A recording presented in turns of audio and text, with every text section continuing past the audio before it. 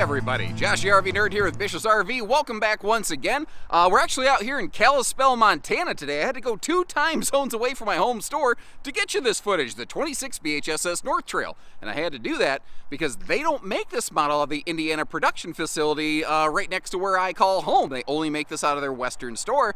And I'd be kind of curious, folks watching this, if you're on the eastern side of the country, is this a model you'd like to see more available in your backyard with thousands less shipping cost dollars potentially in the equation? So North Trail's really interesting. They pack big features into common travel trailer floor plans. Like right up front, it's almost comically large, a 72 by 80 king bed. The thing is, you could always easily size down to a true queen, but there's a lot of people that say, yeah, I can deal with 8 minutes of fighting to make a bed for 8 hours of more comfortable sleep. Like in my household, we've got like a 14-pound little lap dog, and that dog occupies 2/3 of a king bed. It's bonkers. So I could see that bigger bed working for us, and yeah, I'd have to work a little bit more to make the bed every morning or whatever, but I don't know, I deal with it personally.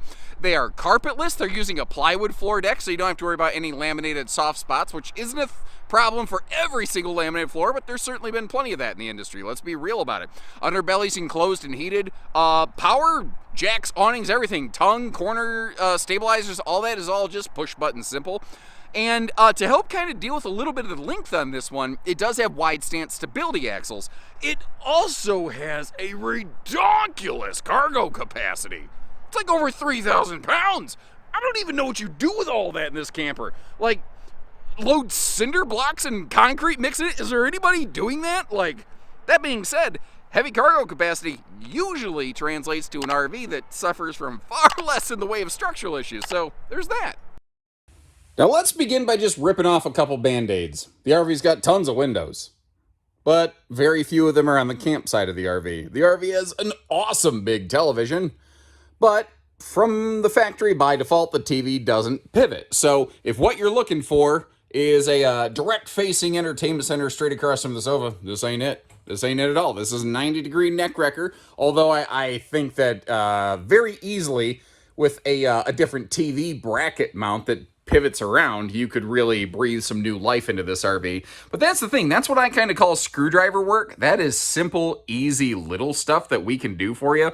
If that's the only thing that stops you from this RV is a TV bracket, call our people. We can just make stuff happen. By the way, those are not wires hanging down from the ceiling. From this distance, it totally looks awful like that. This is your little LTE Wi-Fi mount prep point if you want to put one of those little fancy doodads up in there. But the fact is, there's a little hang tag that dangles down, and it kept hitting me in the head, and I got miffed, and I ripped it off there. And yeah, I said miffed. Now, it's not specifically a shoe garage, but underneath that electric space heating Tootsie Toaster right there, you do have a really handy place to put that. And something else that's kind of interesting is right below the TV, you got a shelf, but it slides out of the way. It's a hidden little contraband storage compartment. I don't know, kind of cool. I like storage like that slides open, because if there's stuff on top of it, you don't have to like unload everything. Now that right there is is that a sleeper sofa? Is that a jackknife? I've seen so many RVs so quickly, it's kind of all blending together. We'll come back and take a look at that in a few minutes.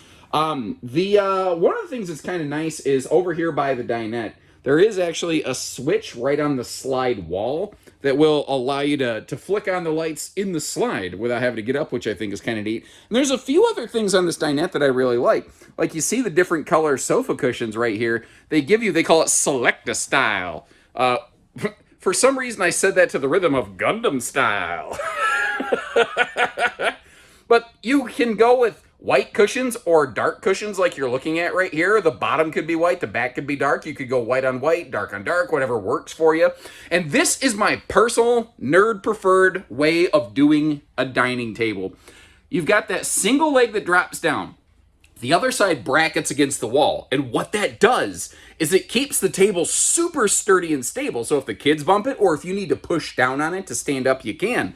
But what's brilliant is there's a second leg down in here that once you unbracket it from the wall, you now have a free-floating Dinofa table. When I'm talking about exchanging pedestal-style post legs all the time and going to dining table legs, folding legs, that is literally exactly the arrangement that I'm talking about. That is my number one preferred way of doing a booth dining right there. And it's not flashy looking. It's all function, low fashion. But it's super handy because you can move that table inside, outside, upside down. You could do the atomic elbow wrestler drop on that thing if you were so inclined, although one that would hurt and two would probably break.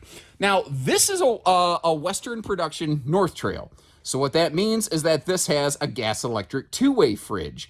There has been some buzz that there may be some 12-volt fridges coming, but currently the ones built for their Western production are gas electric two ways. It's an 8 cubic foot, by the way. The North Trail's built out of their Indiana facility that I normally record. Those are 12 volt only with no two-way swaption. So the fridge you get kind of depends on the region. I think Surveyor was doing something similar to that.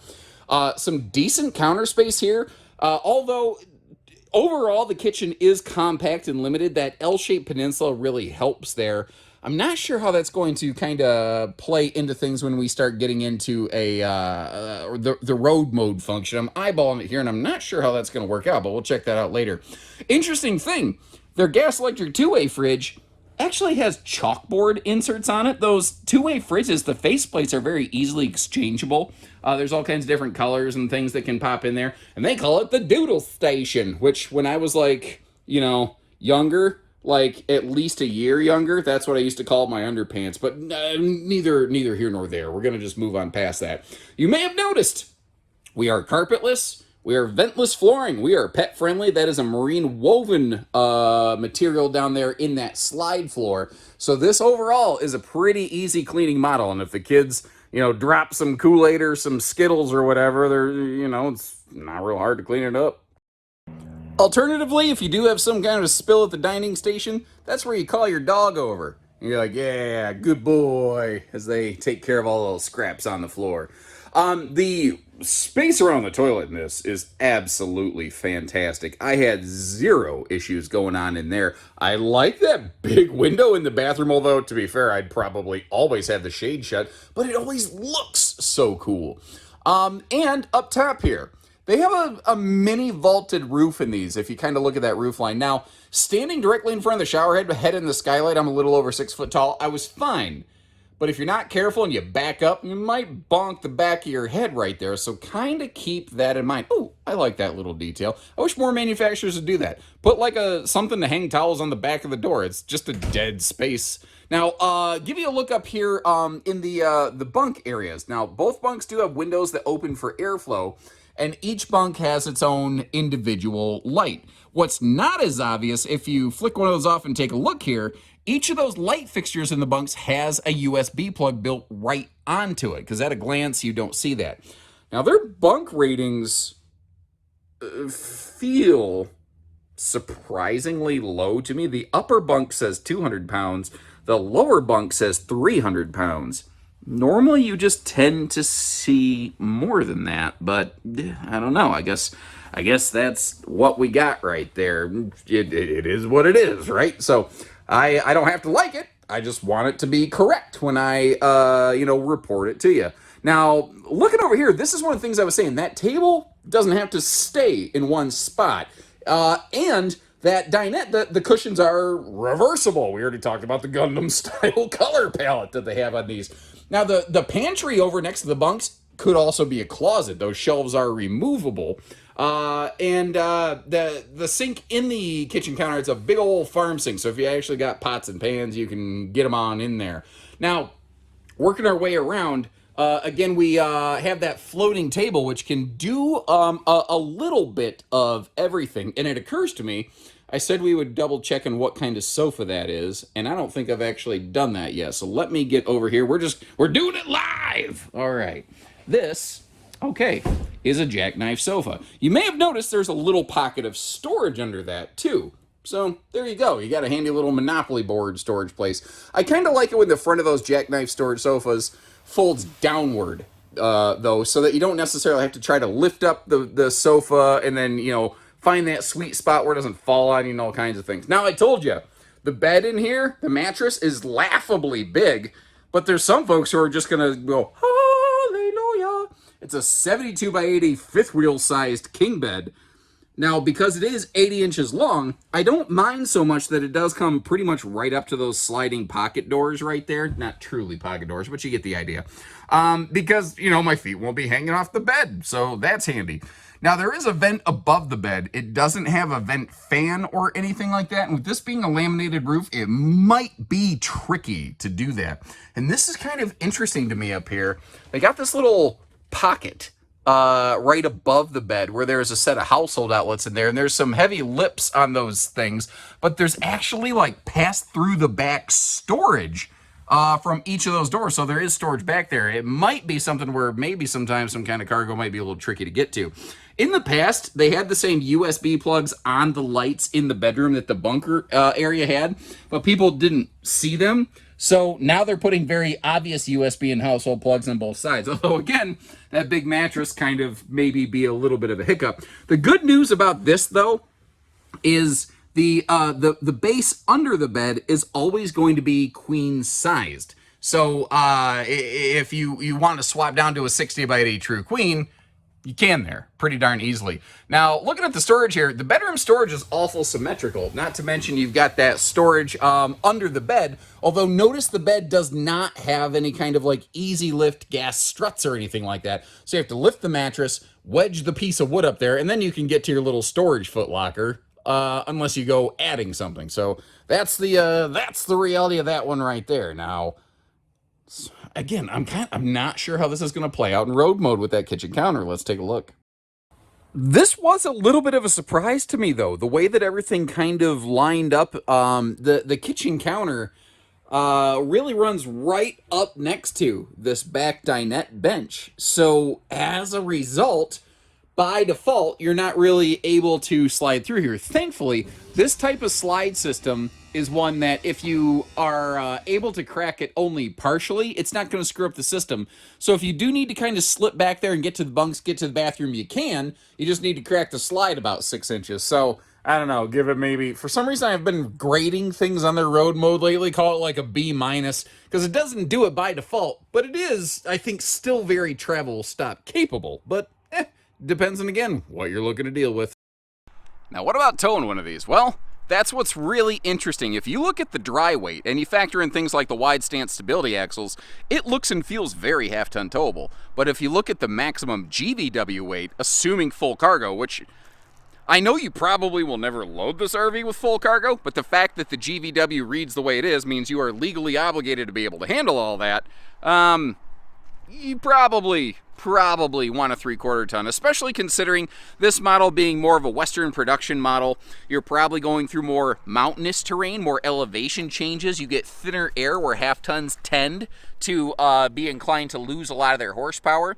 So I do think a 3/4 is probably the better suggestion for this. The underbelly is enclosed. It is forced air heated. And Heartland's done this for a long, long time. Just these extra little pieces of trim they have laying around the factory. They glue them on the side of the slide because what it does is it grabs those wiper seals to make sure that they wipe all the way in or out so they don't get kind of hooked up and hung up a little bit. You know, just little smart things like that. Again, just being fair, this is maybe a better place to be able to see it, although it's black on black, I don't know. The slide side windows on this not opening for airflow. It is slide awning prepped, but frankly, even a lot of RVs that aren't slide awning prepped can still have slide awnings put on them. It happened for decades before slide awning prep was a thing, kind of like camera prep. You can put a backup camera and side view cameras on any RV, but there's been some marketing out there trying to convince you otherwise. It's not exactly the case. Now, one of the things that's a little more interesting to me, and I wish the Indiana-produced models would adopt this, is this doesn't come factory solar ready. It actually comes with 200 watts of factory solar, which is, I think, a minimum acceptable package, something that, like with a 30 amp controller that you're going to find in this massive front passenger storage compartment, you could expand on a little bit. Now, speaking of this, that little King Kong sticker over there, she ain't just a kiddin'. because that is huge. That is real big up in here. Now, you might notice they're not using the same extra large door on both sides because there's something in the way over there. I think a water heater or something like that. Now, that is prep for a TPMS system. That's what that little black box kind of wired up into the nose. Your charge controller is located down here. Personally, I'd kind of prefer it to be on the inside of the RV. I think it just makes more sense to be in there.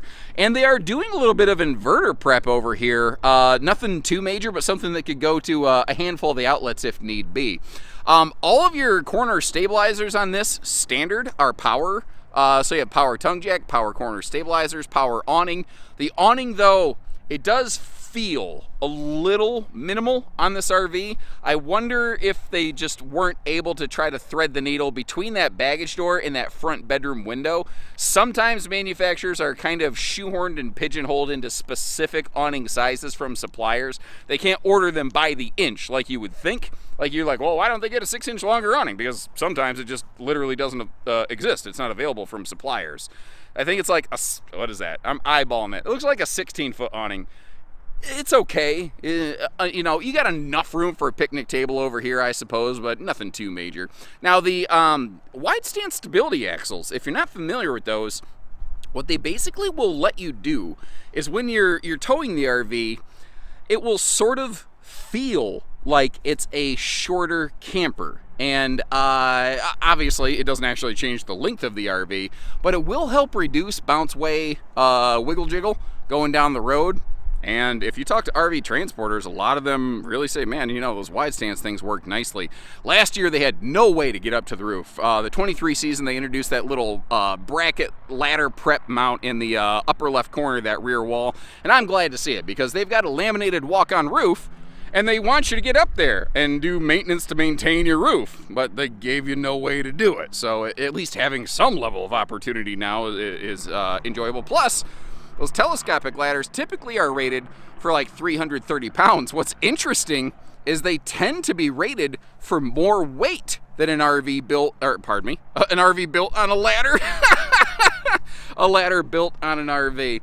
Now that is a real sink with a real drain into a holding tank, which is a nice find. And then on the back wall here, straight below that rear window, you've got a black box. That is an outside hot-cold utility shower, which is something that I think is smart to see over there. One other thing, and then we'll wrap up here. I was actually pretty glad to see this is a single-headed sewer monster. You do not have two separate sewer outlets on this RV. So thanks again for tuning in. Check the links in the video description. You can see where we have one of these parked and what we're asking on a given day. And remember, this is a Western produced only model. There's a couple little variances out there between the East and West models, but the variance here is that they just don't make this one out of Indiana. But again, I'd ask you, do you think they should? I'm kind of thinking maybe. I like this model. I like this model for what it is. Anyway, it's not going to be for everybody, but it worked for me for sure. So when you're ready, we're ready. Until next time, take care, stay safe, have fun, and happy camping, everyone.